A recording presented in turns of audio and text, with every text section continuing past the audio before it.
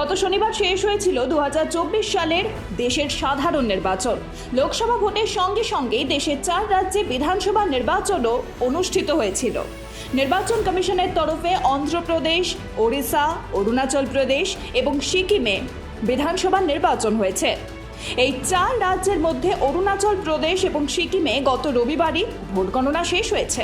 আজ মঙ্গলবার বাকি 2 রাজ্যের ভোট গণনা চলছে। মঙ্গলবার অন্ধ্রপ্রদেশ বিধানসভার রাজামন্ত্রী লোকসভা আসনে প্রথম জয় পায় টিডিপি। এই কেন্দ্রে প্রার্থী ছিলেন বর্ষিয়ান নেতা জি বুচুয়া। তিনি মোট 1,29,000 ভোট পান। বুচুয়া ওই আসনে 64,000-এরও বেশি ভোটে জয় পেয়েছেন।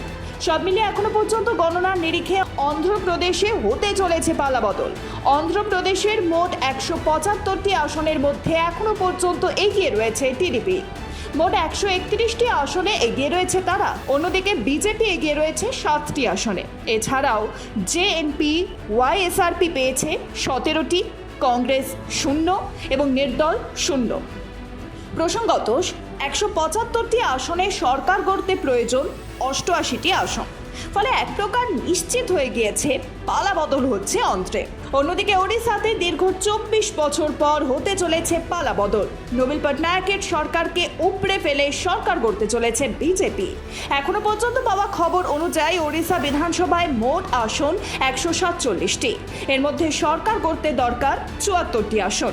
এই 147টি আসনে এখনো পর্যন্ত বিজেপি এগিয়ে রয়েছে 73টি আসনে। অন্যদিকে বিজেপি এগিয়ে রয়েছে 61টি আসনে, কংগ্রেস 13টি এবং সিপিএম 1টি আসনে। এছাড়াও জেএমএম এখনও কোনো আসনে এগিয়ে নেই এবং নির্দল এগিয়ে রয়েছে 2টি আসনে। সব মিলিয়ে একথা এক প্রকার নিশ্চিত হয়ে গিয়েছে রাজ্য হারাচ্ছেন নবীন পটনায়ক এবং জগনমোহন রেড্ডি। ব্যুরো রিপোর্ট, বেতাম বাংলা।